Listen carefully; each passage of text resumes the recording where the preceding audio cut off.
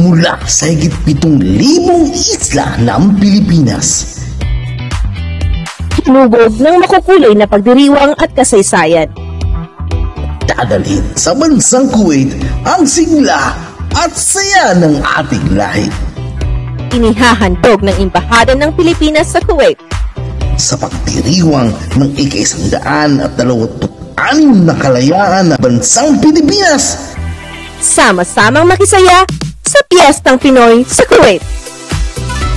Ipagdiwang na may pagmamahal at buong sigla sa darating na ika-14 ng Hunyo, Biyernes sa Ballroom Hall ng Boulevard sa Salmia mula 9 ng umaga. Pagmalaki ang ganda at yaman ng ating kultura.